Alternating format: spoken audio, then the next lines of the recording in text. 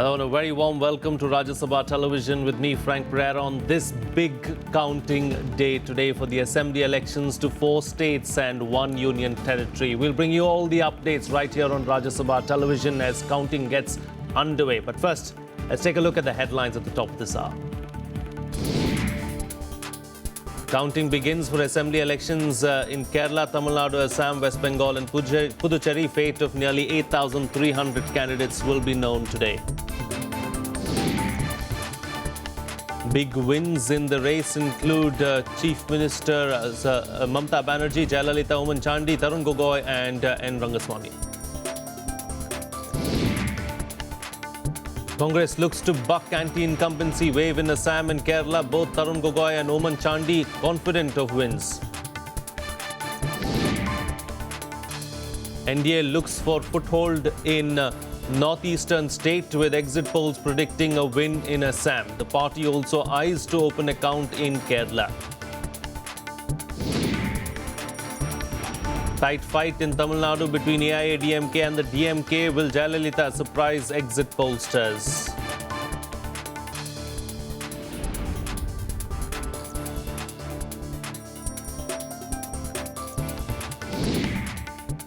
We begin with West Bengal, where counting is underway for the 294 assembly seats. Exit polls have predicted a return for the TMC in the state.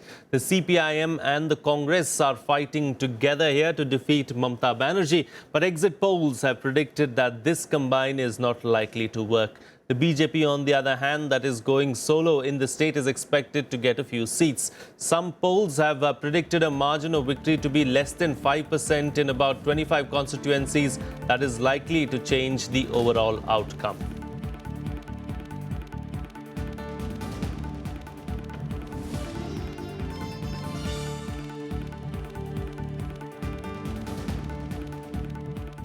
Well, we're going to continue our analysis and discussion here in our Rajya Sabha TV studios and bring you the latest as well as far as counting of votes and, the seats are concerned. But let me introduce my guests right now. I have with me Mukesh Kumar, senior journalist, also with me on the program, Naveen Upadhyay, political editor of The Pioneer, and with us still at this hour is C. Lakshmanan, associate professor, MIDS. Thank you so much, gentlemen, for being with us on the program. Naveen Upadhyay, I'd like to start with you, of course. Let's talk about West Bengal. Exit polls have predicted that the TMC is going to win. But do you think that it's going to be far closer than what the exit polls have predicted? Because exit polls have been wrong in the past. You see, exit polls, have come, brought in a lot of confusion. Because if you see, one exit poll has given 233 seats and another one has given 155. So the margin is about 100 seats. I personally don't feel that Mamata can get 233, because it's very clear and obvious that BJP is not going to retain its percentage of votes in Bengal. And these votes, some of these votes are going to shift towards Congress. They're not going to shift towards Mamata. So that would, make the race much closer, Mamata is expected to win, but I am not one of those people who is going to give her 200 or more seats. It could be a far keen contest. You just have to wait for a few hours to know what exactly is happening, but it's going to be a far keener contest. But as far as the BJP is concerned, are you writing off the BJP completely? Do you think that they're not going to have that kind of an impact this time around in Tamil Nadu, in West Bengal? Because the BJP has put in all its might into West Bengal to try and do well this time around. If you look at it politically, I don't think the BJP was too, keen in Bengal, because they have to also look at the arithmetics of Rajya Sabha, and somehow there has been a, overture towards Mamata, that to get GST bill passed and other things, keep Mamata on the right side. Of course, BJP leaders went very aggressive in West Bengal, but that was also, I think, because they want to send a message that they are against Mamata and Mamata is against them, so that there is no confusion in the Muslim votes. But I think behind the scene, I personally feel कि I don't think the BJP was very serious and they will be too happy if Mamta बहुत wins. महत्वपूर्ण आप बात कर रहे हैं। मुकेश कुमार जी भी हमारे साथ मौजूद हैं। मुकेश जी बताइए फिलहाल कि वो कह रहे हैं कि बहुत ज़्यादा गंभीरता के साथ चुनाव नहीं लड़ा, हालांकि नेशनल मीडिया में काफ़ी गंभीरता दिखी, जिस तरह के बयान दिखे, ममता बनर्जी ने जिस तरह से खुद प्राइम मिनिस्टर के लिए, प्राइम मिनिस्टर मोदी के लिए भी जिस तरह की बयानबाजियां की, उस सबसे तो लगा कि काफ़ी जो है सीरियसली बहुत गंभीरता के साथ चुनाव लड़ा जा रहा है। लेकिन फिलहाल जिस तरह की तस्वीर सामने आ रही है, 2011 में हमने देखा कि इसी कांग्रेस पार्टी ने टीएमसी के साथ मिलकर चुनाव लड़ा। अब 2016 में हम ये देख रहे हैं कि फिलहाल वो लेफ्ट पार्टियों के साथ चुनाव लड़ी हैं और ममता बनर्जी के लिए अकेले चुनाव लड़ने का ये पहला तजुर्बा होगा। अरफा जी, मुझे ये लगता है कि बीजेपी ने बहुत ही गंभीरता के साथ ये चुनाव लड़ा है और उसकी पूरी पॉलिसी, इस पूरे जो 5 राज्यों के चुनाव हो रहे हैं उसमें जो ईस्टर्न स्टेट्स हैं उस पर ख़ास फोकस था। बंगाल और असम में तो खैर उसने सब कुछ दांव पे लगा दिया है और वो चाहती है कि किसी तरह से असम में उसकी पैठ बन जाए, वो सरकार बना ले। लेकिन बंगाल में भी आप रैलियों की संख्या देख लें, तमाम बड़े नेताओं का वहाँ जाना देख लें, उनके बयान देख लें और बयान में जो आक्रामकता थी वो भी जताती है कि बीजेपी चाहती है कि वेस्ट बंगाल में भले ही वो सत्ता की दावेदार नहीं है लेकिन अपनी जगह बनाने की कोशिश में वो है और उसने पूरा इसके लिए जोर लगाया है। ये और बात है। और मुकेश जी, आप जिस दौरान बात कर रहे हैं, हम ये बताना चाहते हैं अपने दर्शकों को कि हमारी स्क्रीन पर नीचे लगातार ये जो ट्रेंड्स आ रहे हैं, जो रुझान आ रहे हैं, ये ज़रूर देखते जाएं। लगातार अलग अलग राज्यों के हिसाब से हम अलग अलग पॉलिटिकल पार्टियां जो फिलहाल मैदान में हैं उनमें हम ये ट्रेंड्स दिखाने की कोशिश कर रहे हैं, रुझान आपको बता रहे हैं। फिलहाल एक सीट का रुझान वेस्ट बंगाल में हमें दिख रहा था, हम वेस्ट बंगाल की बात कर रहे थे और बीजेपी की तरफ से खासकर ये पता नहीं कौन सी सीट है जिसका हम जिक्र कर रहे हैं, फिलहाल इस पर रुझान जो है नज़र आ रहा है बीजेपी का। जी मुकेश जी। ये रुझान तो बहुत ही शुरुआती है अरफा, इनसे कुछ आइडिया मिलने वाला नहीं है।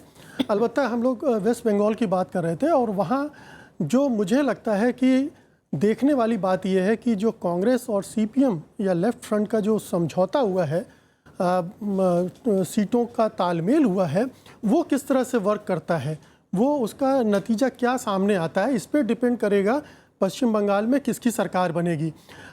एग्ज़िट पोल पर तो बात करना ही बेकार है क्योंकि अगर 100 सीटों का फ़र्क लगभग है तो कोई मतलब ही नहीं है और हम देखते आ रहे हैं कि लगातार ओपिनियन पोल्स गलत साबित हुए हैं, एग्ज़िट पोल्स गलत साबित हुए हैं और ख़ास तौर से जब इस तरह की एक कॉम्प्लेक्स सिचुएशन हो, ख़ास तौर से आप असम की बात कर रही थी अभी थोड़ी देर पहले, इतनी जटिल स्थिति है वहाँ पर कि इस तरह के बीजेपी के गठबंधन को 45 से 55 सीटों से लेकर 94 सीट तक दी गई हैं।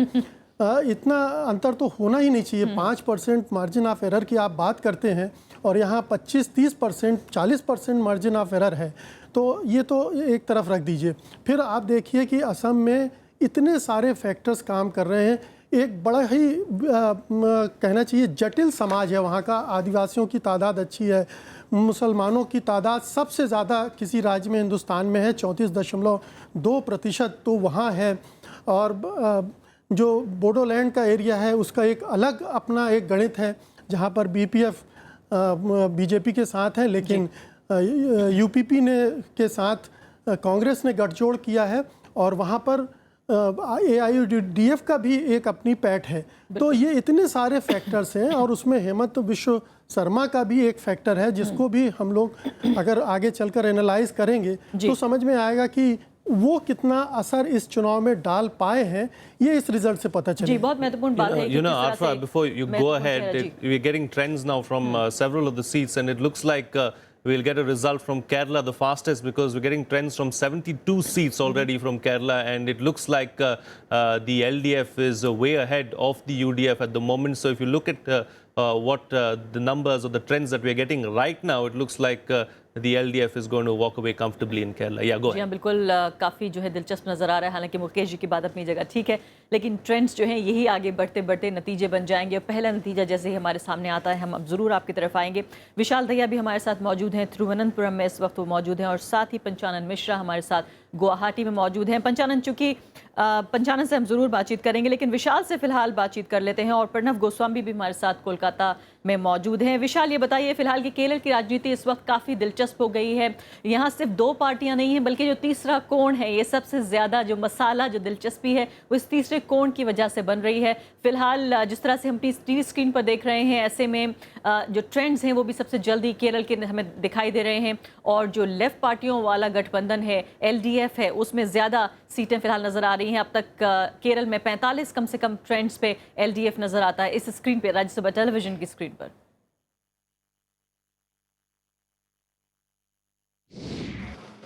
जी बिल्कुल, जो आप देख पा रही हैं आरफा, वैसा ही ठीक का रुझान की जो फिगर्स हैं वो हम यहाँ देख पा रहे हैं। केरल में तिरुवनंतपुरम में जो चुनाव आयोग की तरफ से जो आंकड़े सामने आ रहे हैं, और आपने जिस तरह से त्रिकोणीय मुकाबले की बात की, तो जो दिलचस्पी है निश्चित रूप से केरल में इस बार जो दिलचस्पी बढ़ी है सभी लोगों की इस चुनाव में, वो इस वजह से है कि बीजेपी एक और छोटे क्षेत्रीय दल के साथ गठबंधन कर चुनावी मैदान में उतरी है, और क्या उसका खाता खुलेगा या नहीं, ये एक बहुत बड़ा सवाल है यहाँ पे। लेकिन जैसा कि मैं पहले कह रहा था आरफा, उससे ज्यादा महत्वपूर्ण सवाल UDF और LDF दोनों के लिए ये है कि बीजेपी के खाते में जो वोट जाएंगी वो किसके खाते से निकल कर जाएंगी, क्या UDF के खाते से या फिर LDF के हिस्से से, क्योंकि जिसके भी हिस्से से वो वोट जाएंगी उसको उतना ही नुकसान झेलना पड़ेगा। और खासतौर पर बीजेपी और उसका जो सहयोगी दल है, उसका जो प्रभाव क्षेत्र है, लगभग 18 से 20 सीटें ऐसी हैं केरल में जहां उनका प्रभाव क्षेत्र माना जाता है, जहां वो कुछ जैसे कहा जाए कि सिग्निफिकेंट वोट उनको मिल सकती हैं। तो वहां वो जो उनको मत मिलेंगे वो किसको नुकसान ज्यादा होगा, LDF को होगा या UDF को होगा, ये बहुत महत्वपूर्ण होगा। क्योंकि केरल में जिस तरह की राजनीति हमेशा से देखी गई है और चुनावी लड़ाई देखी गई है, बहुत कांटे की टक्कर रहती है UDF और LDF के बीच, जीत का अंतर कोई बहुत ज्यादा नहीं रहता है। ऐसे मायने में अगर कोई तीसरा मोर्चा खड़ा होता है और उसके पास 2 से 5% वोट अपने पास लेने की ताकत है, तो वो किस तरफ जाएगी, वो एक स्विंग कर सकता है चुनाव को। और इस वक्त जो रुझान सामने आ रहे हैं आरफा, वो शुरुआती रुझान है, वो पोस्टल बैलेट पहले आधे घंटे में काउंट की जाती है, तो ये पोस्टल बैलेट के आधार पर रुझान सामने आ रहे हैं। थोड़ी देर और इंतजार करना पड़ेगा, लगभग आधा घंटा। उसके बाद जब 8:30 बजे के बाद जब EVM मशीन्स खोली जाएंगी, उनसे जब गिनती शुरू होगी, तो 9 बजे के आसपास जो रुझान हमें मिलने शुरू होंगे, उनसे अंदाजा लगाया जा सकता है कि ये लड़ाई केरल में किस तरफ जा रही है। बिल्कुल, बहुत महत्वपूर्ण बात, और ये याद रखने वाली बात भी है कि शुरू के 30 मिनट के दौरान जो पोस्टल बैलेट्स हैं वो खोले जाते हैं, और ये जो रुझान हमें नज़र आ रहे हैं,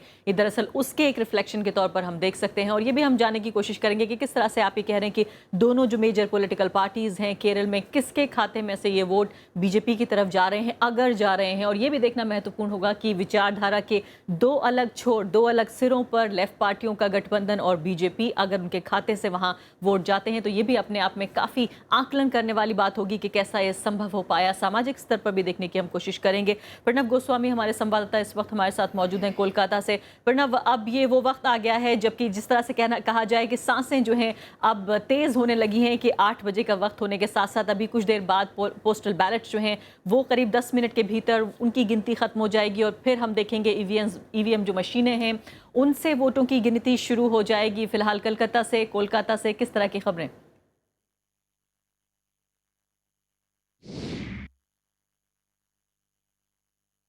सांसें ज़रूर एक तरह से कहा जाए कि अटकी हुई है। दोनों ही जो प्रतिद्वंदी दल है, एक गठबंधन है और दूसरी तरफ TMC है।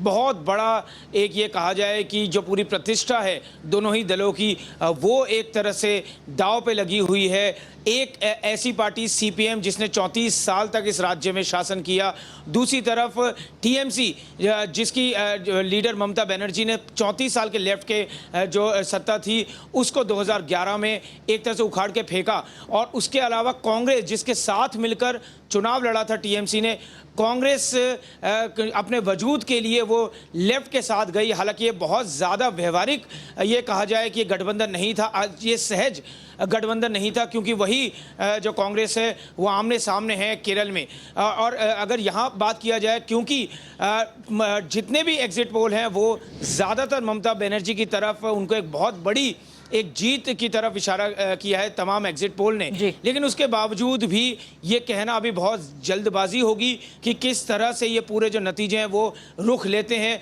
वो किस तरफ वो जाता है। उसकी वजह ये है कि जिस तरह का चुनाव प्रचार हुआ, ये जाहिर सी बात है कि जिस तरह के करप्शन के जो आरोप है वो इस सरकार पर लगे, वो एक तरह से बड़े चुनावी मुद्दा बनकर उभरा है। और एक तरह से ये कहा जाए कि लेफ्ट और कांग्रेस ने जो एक तरह से जो रणनीति बनाई थी वो यही थी कि ममता बनर्जी को घेरा जाए। चुनाव आयोग की तरफ से जो चुनाव आयोग को शिकायतें मिली, पूरी चुनावी प्रक्रिया की जो निष्पक्षता है उस पर सवाल खड़े हुए और उसको लेकर भी कहा गया कि यहाँ पर जो चुनाव प्रक्रिया उसको प्रभावित करने की कोशिश की गई है सत्ताधारी दल की तरफ से। इसके अलावा लगातार आपसे जानकारियां हम लेते रहेंगे। स्टूडियो वापस लौटने का वक्त है, यहाँ पर मेहमान है उनसे बातचीत करते हैं। और जिस तरह की राजनीतिक हिंसा देखने को मिली और आपने कहा है कि जिस तरह से इलेक्शन कमीशन को जो है वो दखल देना पड़ा और बाकायदा अधिकारियों को बदलना पड़ा, ये भी अपने आप में कई तरह की कहानियां कहता है। नवीन जी, ये बताइए फिलहाल कि जिस तरह से प्रणब गोस्वामी कह रहे थे कि जो ये पूरा गठबंधन था लेफ्ट का और कांग्रेस का,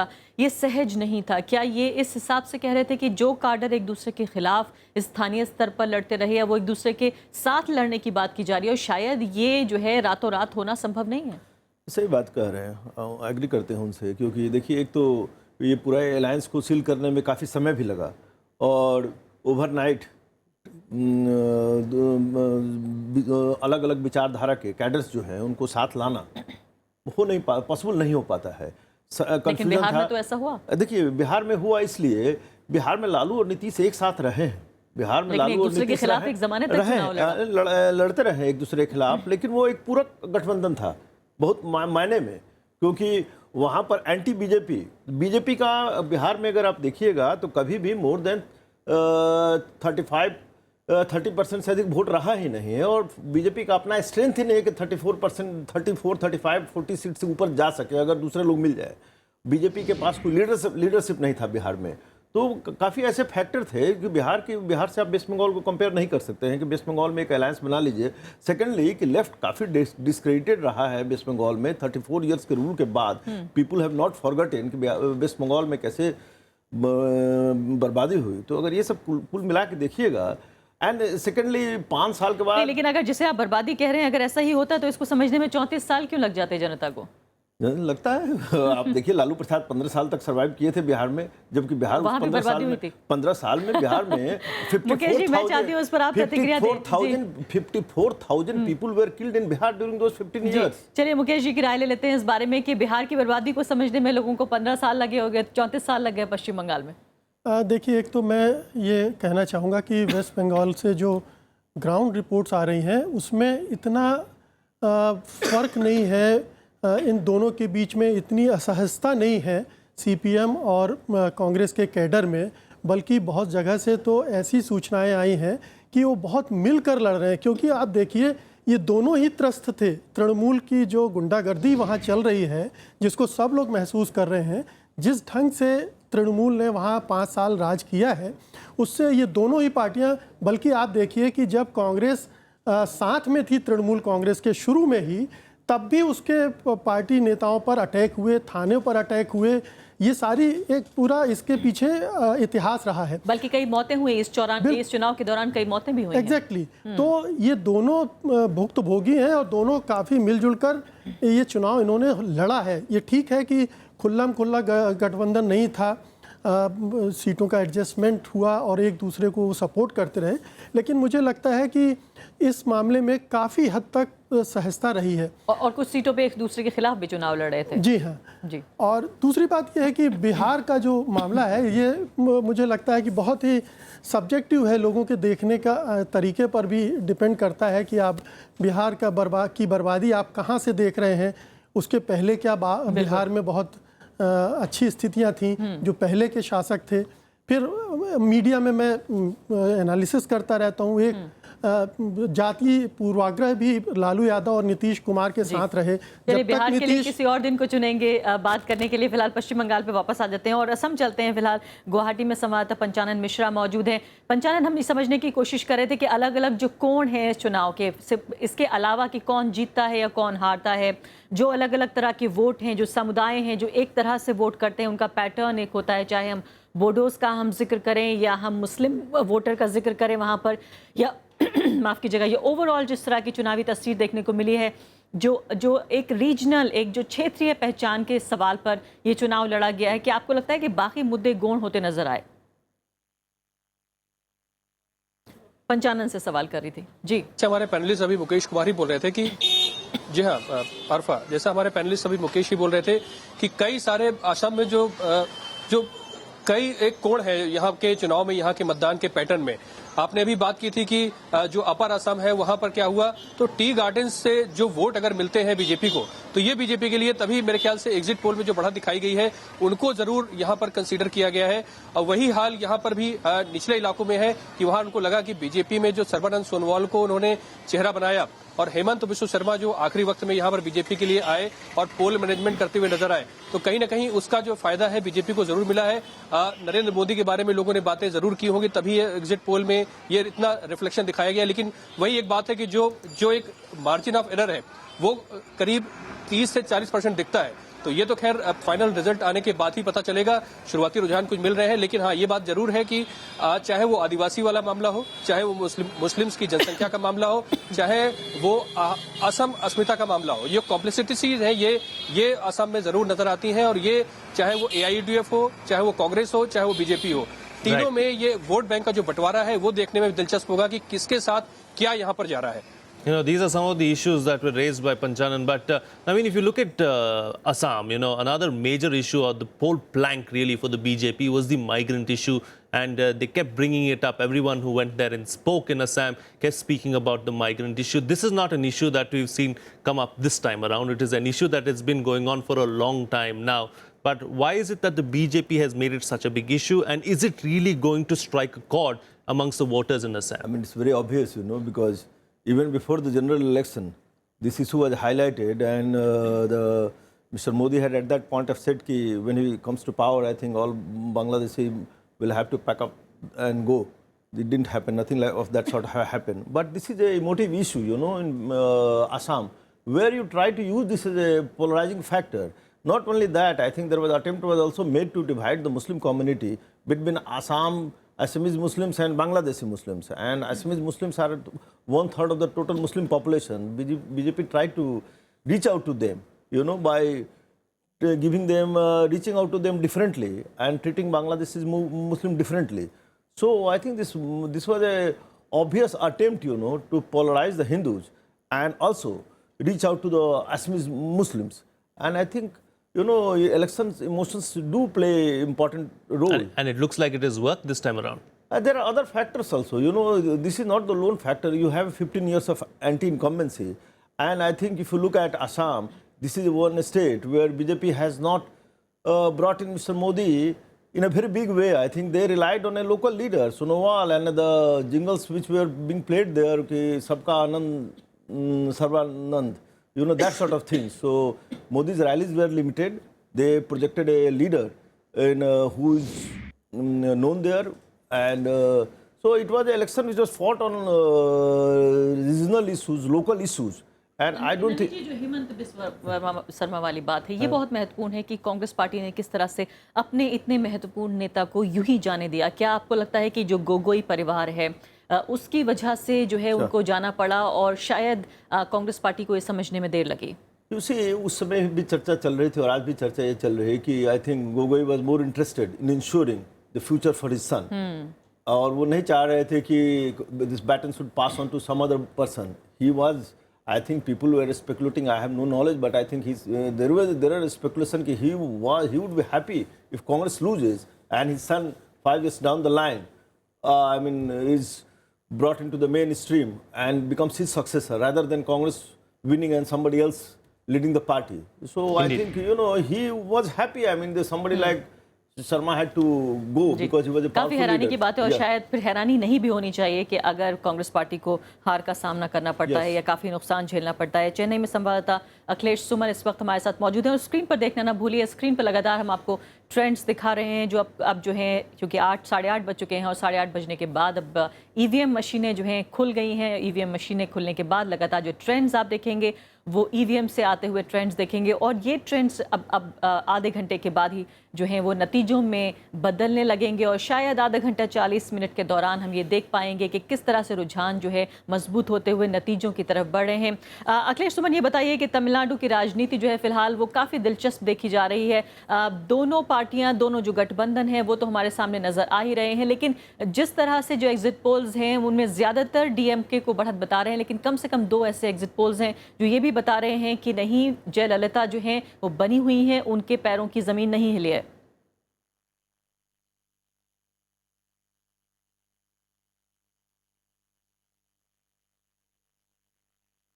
And we seem to have lost the line there with Akhilesh Suman. But Lakshmanan, if you looked at the trends at the moment now, if you look at Tamil Nadu, looks like the DMK alliance is ahead, and it looks like some of the issues like, the Chennai floods, the handling of the Chennai floods, anti-incumbency and some of these things were a concern in Tamil Nadu.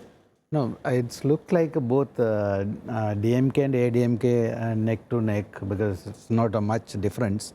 But we had to wait the larger result to come.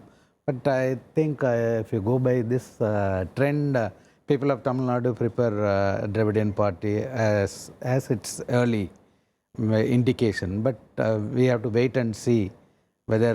लेकिन लक्ष्मण जी, अभी फिलहाल तो ये तो बहुत जल्दी है कह पाना कि फिलहाल इन ट्रेंड्स के हिसाब से हम कुछ कह पाएँ। एग्जिट पोल्स को शायद एक बड़ा रेफरेंस इस वक्त हो सकता है अगर ये माना जाए कि एग्जिट पोल्स ठीक है। मैं आपसे समझना चाहती हूँ जो मुद्दे हैं, जो इश्यूज रहे हैं तमिलनाडु में। एक तो हम बात कर रहे हैं चेन्नई की बाढ़ की, दूसरे भ्रष्टाचार का जो मुद्दा है वो भी एक बड़ा मुद्दा रहा जयललिता के खिलाफ, जो ऐसा नहीं है कि बहुत नई बात है। लेकिन इसके अलावा जो रोटी कपड़ा मकान रोजगार जो ये मुद्दे हैं, ये किस हद तक हावी रहे? A Tamil Nadu election is not a part on any material well-being, rather than it is a personality clashes. And also this time the major issue are prohibition and corruption, and also the third front, whether alternative share in power, the alternative third front, or even coalition government in the forthcoming government, whoever forms coalition government. This is a 3 important issue in which the election has gone. But rest of the issues are there, but people not politicized in terms of their everyday material life, everyday material conditions. And of course, Tamil Nadu, the earlier speaker, observed that Tamil Nadu is definitely a highly developed state compared to other state in India. In terms of administration, तब तो और ज्यादा हैरानी होती है कि अगर इतना डेवलप्ड स्टेट होने के बावजूद भी वहाँ जो एक व्यक्ति पूजा है, itself we have to redefine what is मैं आपसे पूछना चाहती हूँ कि जो व्यक्ति पूजा है वहाँ पर, जो एक पर्सनालिटी वर्शिपिंग है, क्यों इतने that is what I was because the development needs to be redefined. And also, though there is a well administration and a lot of foreign direct investment and industrialization is there, but if you attempt to analyze between intrastate social group analysis, for example, within the Tamil Nadu, various social groups are there: SC, ST, OBC, MBC, and other. If you engage in that kind of analysis, the tribal is completely negated, because of reason tribal have 1%, so there is no one concern about them.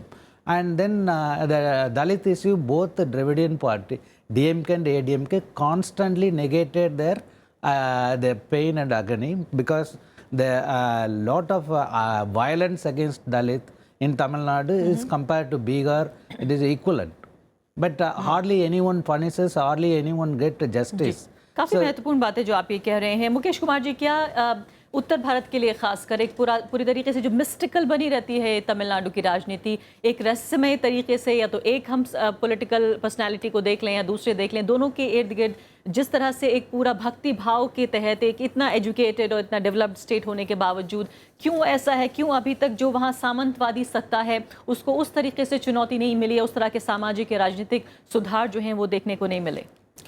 अरफा, बहुत अच्छी बात की अभी आपने कि ये दलित वाला जो मसला है वो एक बार फिर से वहाँ रिवाइव कर रहा है। दलितों पर अत्याचार हाल के वर्षों में बढ़े हैं, और आप देखिए जैसे जैसे डीएमके का रुख बदला है, पहले तो वो पिछड़े और दलितों के लिए ही लड़ाई लड़ती थी, लेकिन धीरे धीरे वो एक परिवार की पार्टी हो गई और उसने इन मुद्दों को छोड़ दिया। AIADMK फिर उससे टूट के जो बनी थी, तो वो उसका भी धीरे धीरे वही जो आप कह रहे हैं कि सामंतीकरण हो गया, वो उनकी राजनीति वहीं तक सीमित हो गई। दूसरी बात, जो हीरो वर्शिप की बात की, करुणानिधि 93 साल के हो चुके हैं। अब उनमें मुझे नहीं पता कितनी वो काबिलियत रह गई है, कितना आकर्षण रह गया है लोगों के बीच में, और उन्होंने जो अपने बेटे स्टालिन को अब प्रोजेक्ट करना शुरू किया है, उनकी एक्सेप्टेबिलिटी किस तरह से होगी।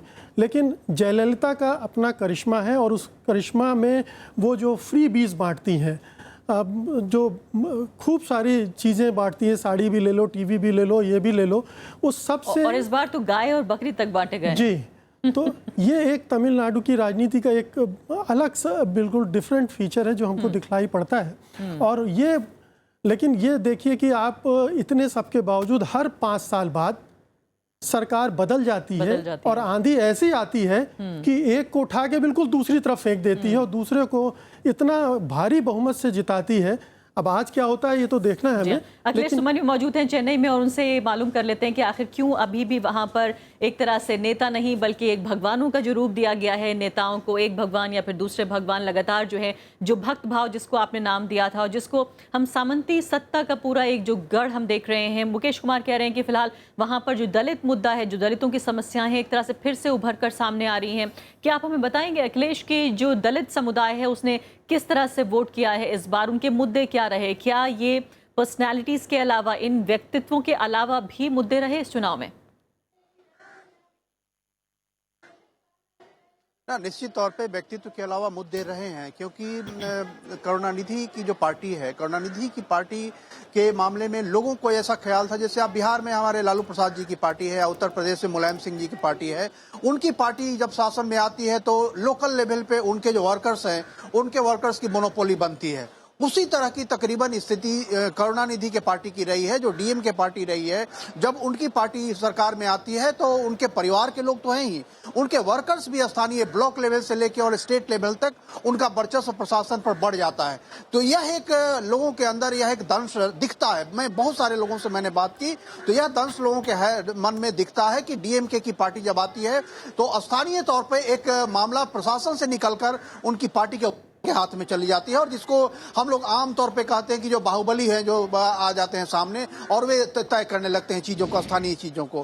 तो यह करुणानिधि, और उसमें फिर दलितों पर भी अत्याचार बढ़ता है, क्योंकि जो करुणानिधि की पार्टी मुख्य तौर पे बाद में जो उभरी वो ओबीसी की पार्टी बनकर उभरी, और दलित का रिप्रेजेंटेशन उस तरीके से नहीं हुआ। तो दलितों पर जब बाहुबली बढ़ते हैं तो जो अपर कास्ट, यहाँ का जो सामंती तबका है, वह तो मूलतः अब बहुत ही माइनॉरिटी, इतनी माइनॉरिटी है कि उसको राजनीति में उतनी रुचि नहीं है। वह शासन प्रशासन के जो उच्च शीर्ष स्थल है उसमें अपनी दखल देता है। तो ओबीसी का कन्फ्रंटेशन जहां भी होता है वो दलितों से होता है, इसलिए दलितों के मन में एक स्वाभाविक गुस्सा डीएमके के खिलाफ रहता है। और मैं नहीं कह रहा हूं कि इस चुनाव में वो पूरी दलित डीएमके के खिलाफ चले जाएंगे, लेकिन जब जयललिता की सरकार आती है तो जयललिता के प्रति जो शासन जयललिता के शासनकाल में सख्त होता है, और जो लगता है कि कानून व्यवस्था चल रही है, लोकतंत्र का खात्मा होता है, जो मीडिया का जो रीच है, वो मीडिया का आउटरीच कम हो जाता है प्रशासन में, शासन में, लेकिन जो शासन व्यवस्था है वो जी हाँ। तो दिलचस्प तस्वीर बता रहे हैं फिलहाल अखिलेश सुमन की। दोनों जो लगता है लगातार निरंतरता की सरकार हो रही है, उसके बावजूद भी कितना फर्क है जो प्रशासनिक तरीका है फिलहाल डीएमके का, करुणानिधि का सत्ता को आगे ले जाने का, किस तरह से जयललिता करती हैं। जी, एक चीज़ हम ऐड करना चाहेंगे, अगर तमिलनाडु की पॉलिटिक्स देखिएगा तो इलेक्शंस के पहले लग रहा था कि जयललिता दुनिया की सारी चीज़ वोटर्स को दे रही है, free, 100 megawatt power, moped, everything. लेकिन ये रिजल्ट, शायद रुझान जो ये इंडिकेट कर रहे हैं कि वोटर्स को, इंडियन वोटर्स मैच्योर हो गया है और वोटर्स को पैसे से, अनफ्री बीज से नहीं खरीद सकते हैं आप। तो ये सबसे बड़ा लेसन इस इलेक्शंस का होगा, क्योंकि जिस तरीके से फ्री बीज बांटे गए हैं, शायद आने वाले दिनों में इलेक्शन कमीशन को स्टेप इन करना पड़ेगा और रोक लगाना पड़ेगा, नहीं तो स्टेट का सारे treasury political parties voters vote खरीद, this is indirectly trying to buy the voters. और गुवाहाटी secondly- आपको लेके अच्छा, चलते हैं ठीक है। हम। फिलहाल पंचानन मिश्रा हमारे संवाददाता वहाँ पर मौजूद हैं। पंचानन, असम और पश्चिम बंगाल लगातार हम अलग अलग राज्यों का आकलन कर रहे हैं। पश्चिम बंगाल में मैं आपसे समझना चाहती हूँ कि जो कई बड़े मुद्दे फिलहाल उभर कर सामने आए हैं, जिसमें नारदा, शारदा, भ्रष्टाचार के मुद्दे तो हैं ही, इसके अलावा जो फ्लाईओवर गिरा वो भी एक बड़ा मुद्दा था, जिसको भी फिर से जो है भ्रष्टाचार से जोड़कर देखा गया। राजनीतिक हिंसा को लेकर भी लोगों में काफ़ी नाराज़गी है। लेकिन जो शहरी वोटर है, आपको लगता है वो इस वक्त किस तरह से, जो 2011 के चुनाव में एक बैकबोन की तरह, एक रीढ़ की हड्डी की तरह रहा ममता बनर्जी के पीछे, इस बार बताया जा रहा है कि शायद उतना खुश नहीं है शहरी वोटर?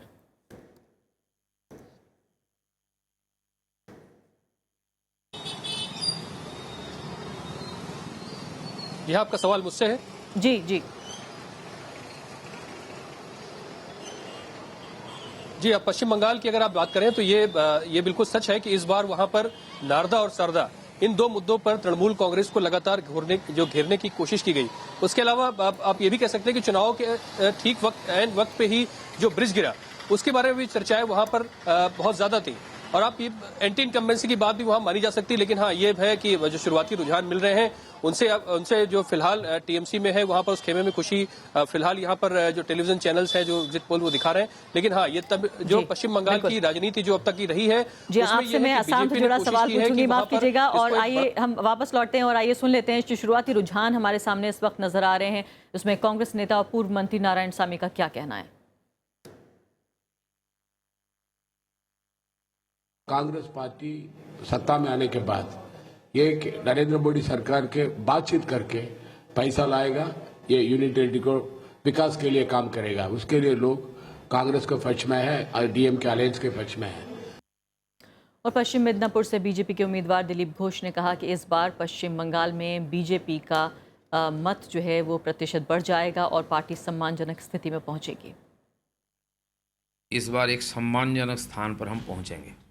मैंने पहले से बोल रहा है कि 2 अंक में आएगा, 2 डिजिट नंबर में आएगा हमारा सीट्स, और वोट परसेंटेज भी फिर एक बार 2 डिजिट के ऊपर आएगा।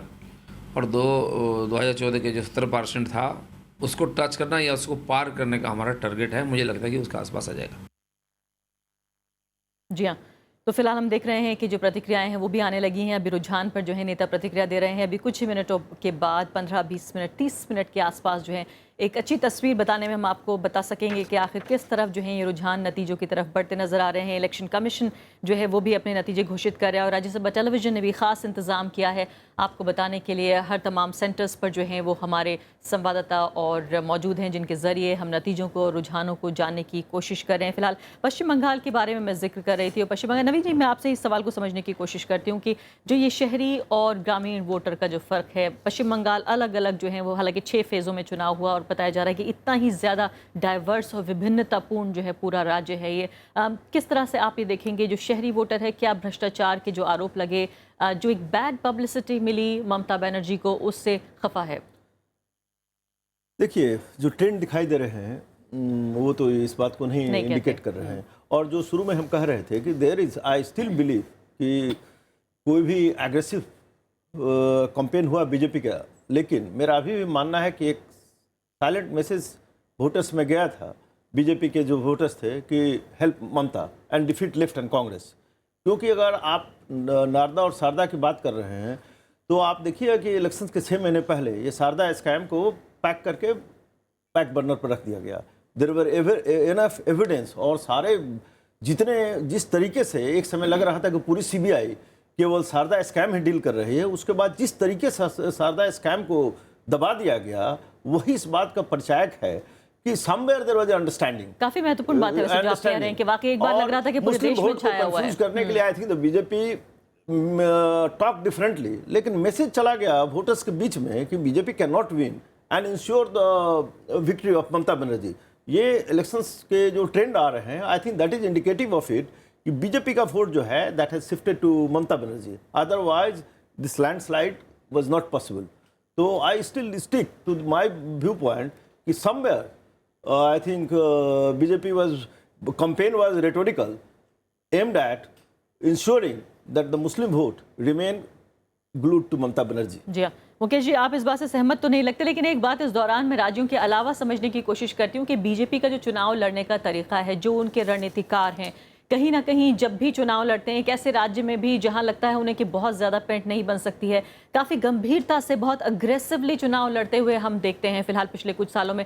क्या आपको लगता है कि ये बीजेपी को दूसरे लोगों से, दूसरी पॉलिटिकल पार्टी से काफ़ी हद तक अलग करता है, और केरल जैसे राज्य में भी वो ये सोच पा रहे हैं कि उनकी उपस्थिति हो सकती है?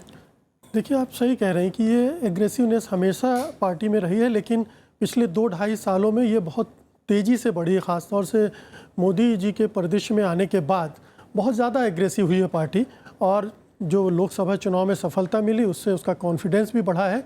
कई राज्यों में उसके, अब असम का आपने जिक्र किया था, वहाँ 69 सेगमेंट्स में बीजेपी आगे थी, और उसी के बेसिस पे उसने मिशन 84 बनाया था और बहुमत 2/3 बहुमत का लक्ष्य रख के वो चुनाव लड़ रही थी। तो ये एग्रेसिवनेस तो वहाँ से आया है। मैं नवीन जी की बात से पूरी तरह सहमत हूँ कि बहुत मुमकिन है, क्योंकि मोदी सरकार के लिए ममता बनर्जी को के साथ जाना बड़ा आसान है। वो कभी भी उनको हैंडल कर सकते हैं। ममता बनर्जी भी कभी भी उनके साथ आ सकती हैं क्राइसिस के वक्त में, और लेफ़्ट को रोकना और कांग्रेस मुक्त भारत बनाना, ये 2 बीजेपी के एजेंडा हैं। तो निश्चित रूप से ये स्ट्रेटजी उनकी रही होगी। दूसरी बात मैं ये कहना चाह रहा हूँ कि बेशक शहरी वोटर्स में वो मोह भंग ना हुआ हो, लेकिन जो भद्र लोग कहा जाता है पश्चिम बंगाल में, उसका तो ममता बनर्जी से मोह भंग हुआ है। उसका असर इस चुनाव में दिखे ना दिखे, लेकिन वो उससे अलग हुआ है। तीसरी बात ये कि नॉर्थ बंगाल की राजनीति अलग है और साउथ बंगाल की राजनीति अलग है। ममता बनर्जी को पिछले चुनाव में भारी सफलता मिली थी दक्षिण बंगाल की राजनीति में, और अगर ये ट्रेंड्स जो अभी नज़र आ रहे हैं, इसका मतलब है कि ममता बनर्जी की पार्टी ने नॉर्थ में भी अब अपनी घुसपैठ बनानी शुरू कर दी है। मुकेश जी, और महत्वपूर्ण सवाल ये भी उठ रहा है अब कांग्रेस पार्टी को लेकर, जिसमें मैं दूसरे पैनलिस्ट की राय भी जानने की कोशिश करूंगी कि जिस तरह फिलहाल अभी ट्रेंड्स नजर आ रहे हैं, लगभग कमोबेश एग्जिट पोल्स के आसपास ही दिख रहे हैं। हालांकि अभी भी हम इंतजार जरूर करेंगे, लेकिन अगर पश्चिम बंगाल में भी कांग्रेस पार्टी नहीं आती है और केरल में भी जिस तरह से साफ तौर पर तस्वीर नजर आ रही है, इसमें डीएमके में एक गठबंधन के तौर पर कहीं ना कहीं तमिलनाडु में थोड़ी बहुत मौजूदगी देखने को मिल जाएगी, लेकिन क्या एक एग्जिस्टेंशियल जो सवाल है, जो एक अस्तित्व का सवाल है कांग्रेस पार्टी के सामने, अब 21वीं सदी में 2016 में एक ऐसी पार्टी जो पूरे एक आंदोलन के तौर पर, आज़ादी के आंदोलन के तौर पर उभर कर सामने आई, अब फिलहाल आपको लगता है कि अपने शायद ख़राब दौर या सबसे बुरे दौर में से एक में से गुजर रही है? आपने बिल्कुल सही जगह पर उंगली रखी है कि अगर इन राज्यों में और असम उसके हाथ से निकल गया तो फिर ये सबसे बड़ा धक्का होगा कांग्रेस को लोकसभा चुनाव के बाद। और ये बता रहा है कि कांग्रेस के जो कायाकल्प की बात की जा रही है, कांग्रेस को फिर से पुनर्जीवित करने की बात हो रही है, वो कहीं से सिरे नहीं चढ़ रही है। ये एक बहुत बड़ा मैसेज है कांग्रेस पार्टी के लिए कि उसे कुछ ठोस करना पड़ेगा, कुछ नई रणनीति बनानी पड़ेगी, और अपने जो वैचारिक धरातल को उसने कमाया है उस पर फिर से उसे सोचना पड़ेगा, उस पर काम करना पड़ेगा उसको। You know, it's a very interesting point that is being raised. You know, where does the Congress really go from here? If it happens to lose Assam and Kerala, then the Congress is left with a handful of states. Of course, you can count them on one hand, of course. But you know, what kind of a national implication are the results of today going to have?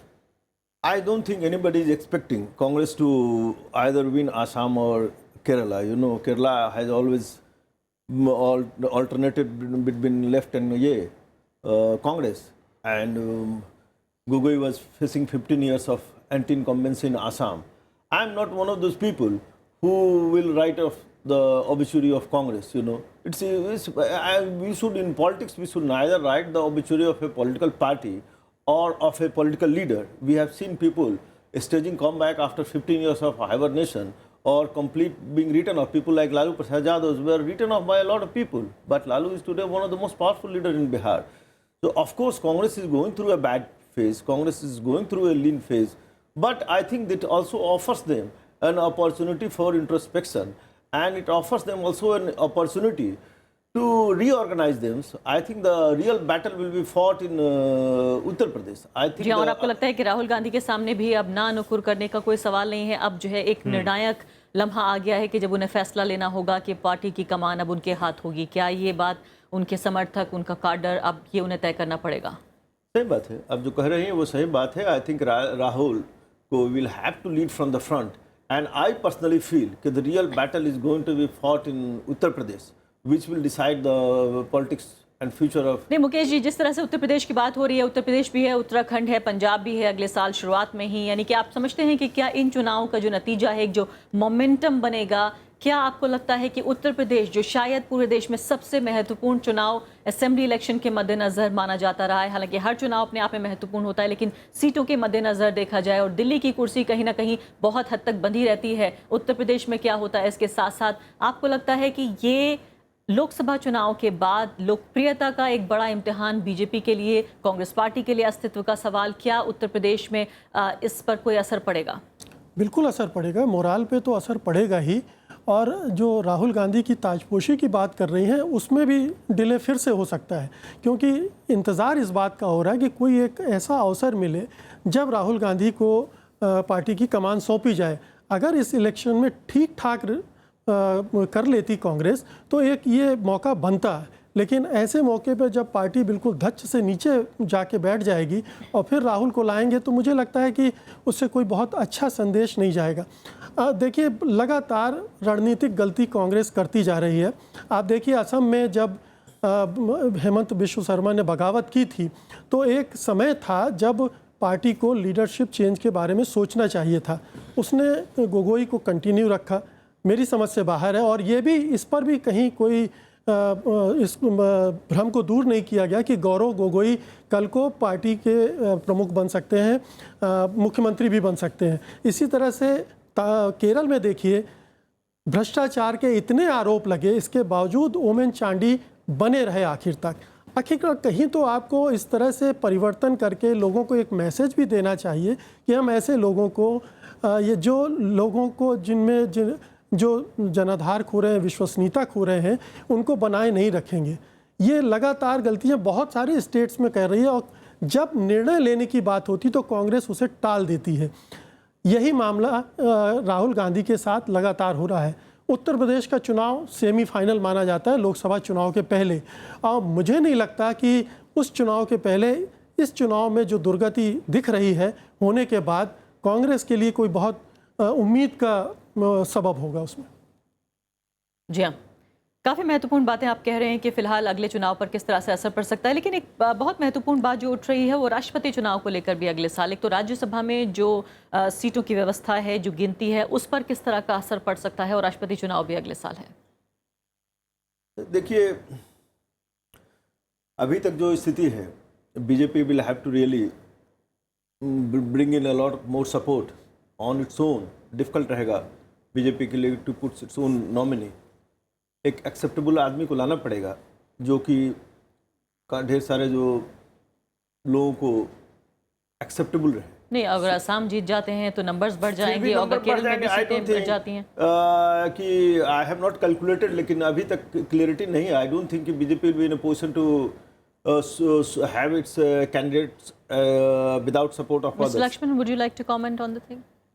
No, definitely this president election will going to impact on the president election, because BJP has to depend on the party which have majority MLAs in state. So then BJP has to bring the other parties like ADMK, DMK and whatever, and they have to compromise with them many account, or in vice versa. How they demand from BJP and what BJP. यानी आप ही कह रहे हैं कि उन सीटों के अलावा जो बीजेपी जीत पाती है, उन राज्यों के अलावा जहां उसे जीत हासिल होती है, कौन सी पार्टियां दूसरे राज्यों में जीतती हैं, इस पर भी काफी हद तक निर्भर करेगा। certainly. मुकेश जी, किस तरह से राज्यसभा में किस तरह से प्रभावित होते हुए देख रहे हैं आप पूरी तस्वीर को? देखिए, जो कैलकुलेशन है उसके हिसाब से 2019 तक तो राज्यसभा में कोई गुंजाइश नहीं है एनडीए की कि वो बहुमत हासिल कर लेगी। मुझे लगता है कि रणनीति ये होगी, और जो आमतौर पर विपक्षी दल भी एक्सेप्ट कर लेते हैं कि राष्ट्रपति हमारा हो, उपराष्ट्रपति आपका हो, एक इस तरह का फार्मूला चलता है राष्ट्रपति के चुनाव में। और जो दूसरे जैसे नवीन पटनायक हैं, इस तरह की पार्टियां जो अभी किसी भी न कांग्रेस के साथ है न एनडीए के साथ है, ऐसी पार्टियों को जोड़ तोड़कर राष्ट्रपति चुनाव को जीतने की कोशिश एनडीए करेगा। और मुझे लगता है कि बहुत मुश्किल पेश नहीं आएगी अगर, जैसा नवीन जी ने कहा, कि एक ऐसा उम्मीदवार ज़रूर उन्हें रखना पड़ेगा जो एक्सेप्टेबल हो। Right. तो अगर उन्होंने कोई ऐसा जी मुकेश जी, और इस वक्त हमारे पास रुझान आने शुरू हो गए हैं केरल से। अगर हम जिक्र करें और सीट वाइज फिलहाल आपको हम बताने की कोशिश करें तो बीजेपी के ओ राजगोपाल लीड कर रहे हैं निमोम सीट से फिलहाल केरला में, और थिसूर से पद्मजा वेणुगोपाल कांग्रेस पार्टी के फिलहाल वो ट्रेल कर रहे हैं, पीछे चल रहे हैं, लीड कर रहे हैं, आगे बढ़ रहे हैं। हरिपद से कांग्रेस पार्टी के रमेश चनिथला और थॉमस इसाक जो हैं सीपीएम के लीड कर रहे हैं अलापुजा सीट से। फिलहाल केरल से इन 4 सीटों का ब्यौरा हमारे पास फिलहाल मिल रहा है। रविंद्र शेरौन हमारे साथ मौजूद हैं, संवाददाता पुदुचेरी से। रविंद्र, ये बताइए कि फिलहाल इस वक्त किस तरह की खबरें हमें मिल रही हैं वहाँ से? रुझानों में बहुत ज़्यादा हम नहीं देख पा रहे हैं। हम जानते हैं कि छोटी जो है असेंबली सीट है यहाँ पर, और आपने जिस तरह से शुरुआत की थी कि बहुत ज़्यादा मेन स्ट्रीम मीडिया का, जो दिल्ली का मीडिया है, उसका बहुत ध्यान नहीं रहता है पुदुचेरी पर।